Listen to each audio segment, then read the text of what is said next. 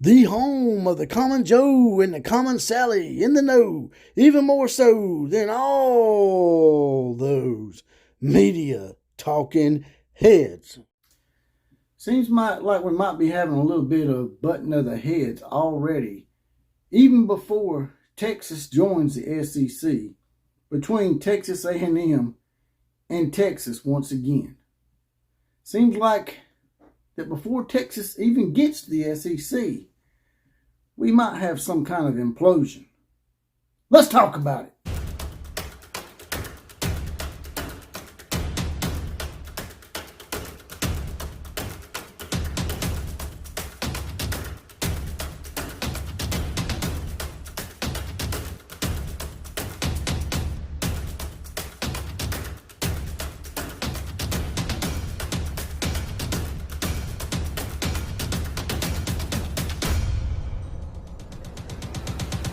Well.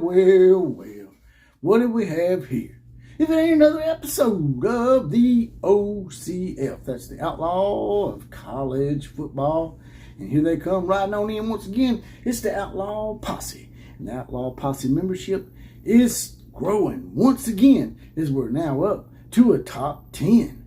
As we have now coming riding on in, saddling up with us, David Cummings and Rob have saddled up and mounted up, and they're ready to go.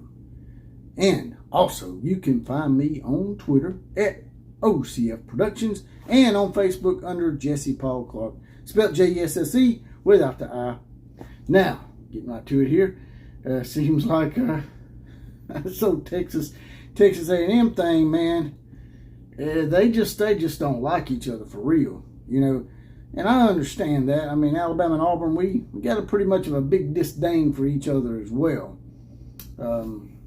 Even back in the day in history, way back when, they went like, I don't know, it was like 30, 40 years without playing each other. So, I mean, historically, we understand where these two teams are coming from as far as hatred. But the money's a lot bigger now, and things need to get ironed out rather quickly.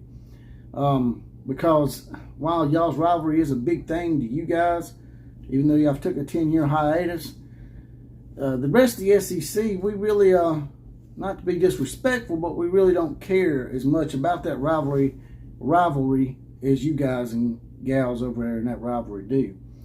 For us, it's just like watching two drunk guys in the parking lot fighting. Now, if it was two of our closest friends out there fighting, of course, we'd go over there and try to, you know, calm it down a little bit. But Texas A&M's only been over here 10 years, and Texas has never been over here. So to us, it's like a vague acquaintance getting into it with some other guy that's been like a childhood bully to him all his life. You know, we really ain't that vested in it to actually try to step in there and stop y'all from just killing each other. Right now, it's sort of like watching an MMA fight. You know their names, you know who they are, but you want to see them fight a little bit. It's sort of funny. You know, it's sort of like just watching a circus show or something. I mean, if y'all don't want to be considered that, then y'all need to calm down a little bit. Both parties, in my opinion. It's over a little bit of trivial stuff here and there.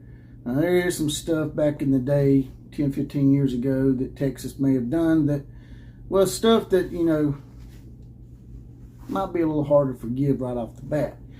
But right now, a little trivial issue come up. I was watching 365 Sports, and Texas A&M's AD basically said at the meetings that the first game between Texas and Texas A&M, when it takes place in the SEC, will be played in College Station.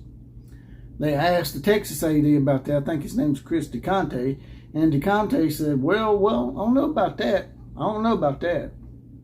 When easily all Conte had to say was maybe no comment. But while it may seem trivial, it is like maybe a concession that the SEC can give Texas A&M, because after all, back when Texas A&M joined, they were promised that they would never have to deal with Texas again. We would not, as a conference, invite Texas into the conference. They don't really have a problem with Oklahoma. It's more Texas. Whose side Am I on? Neither, really. I hate to ride the fence a little bit because I hate fence riders myself, but I can see both sides of the coin on this. Now, Texas's their thing in all this is the fact that the last game was played in College Station. So you would think, obviously, that the next game would be played in Austin, right? That would be fair. Almost accounts. Almost rivalries. But if you do your history, and that's what I did, all you got to do is jump in that DeLorean, that college football DeLorean with Marty and Doc, and fly your ass back to the 1890s and start there when the rivalry started. And if you look at it, something real interesting came up. The fact that I think it was like the first 15 to 20 games, not one game was played in College Station. The games were either played in Austin, which is the home of the Longhorns, or at a neutral site like San Antonio, Houston, and Dallas. That was real interesting to me. I never knew that game was played in San Antonio and Houston. I figured it probably had dipped into Dallas a few times, but San Antonio and Houston was pretty interesting fact that I learned. So basically, Texas A&M didn't have a real home game until 15 to 20 years into that series. So Texas sort of owes them a little bit. And I don't think it's too much from Texas A&M asking that, hey, if you're going to break a deal that you made with us 10 years ago and go back on it and invite Texas anyway, knowing our objections to it, the least you can do is give them an extra home game in the series to start off the bat. That's not going to hurt. Now, that's just Texas wanting to troll. And that's fine and everything. It's pretty funny for Conte. You know, he's trolling a little bit. He's making the boosters at Texas happy. But you haven't been in this conference long enough yet, Conte, to start trolling, in my opinion. I think you need to come in, maybe on a low tide a little bit. But that's Texas for you. They're a pretty well-known program. They've been around for quite some time. One of the supposed blue bloods. I don't know if you really count Texas as a blue blood since they've only won 3 national championships over a course of 100 years. But they have won multiple national championships, so you could categorize them as that. And they really don't have a problem with Oklahoma as much. Now, Oklahoma is coming in here, and they're not really coming in and stirring up shit like Texas seems like they're doing now. So my advice to Texas is just come in, know your role, and shut your mouth for a little while. As the once famous wrestler The Rock said, know your role, shut your mouth, come in, and get your stripes a little bit. That may be a problem for Texas. And then 4 or 5 years down the road, you know, start trolling a little bit and poking a little bit. But if you think you're going to come in here and start dictating, and I've talked about this before, it's going to cause some issues real fast. Texas says they're not going to come in and do that, but you let criminals out of jail all the time, and they say they're not going to commit another crime, and then they go out and they do what? They commit another crime, right? And then some criminals don't. Maybe Texas is the good revamped criminal that don't intend on doing some of the same things they've done in the past to destroy the Southwest Conference and now the Big 12. Or tried to destroy the Big 12. They didn't destroy it. They almost did. So, now if I'm Texas A&M and this becomes a real issue, maybe you should let them play the game in Austin. But at the same time, it's not going to hurt for the SEC to acquiesce and for Texas to acquiesce and give them that one small request and let them play that game in College Station and make this thing easy so we can just have a smooth transition. Now, if things start snowballing a little bit like they did back when they were both in the Big 12, it would not surprise me because I've heard rumors and rumblings of this in the past that Texas A&M's actually, maybe it was just a small glimmer of thought, but actually thought about leaving the SEC because of Texas coming in. But it would make them look bad, in my opinion. It does have a huge lead in the series. I think it's like 75 to 37. But like I said, all that was piled up from like the 1890s to the 1930s or 1940s. So I think Texas A&M can probably hold their own with them. But they need to quit coming across as being scared.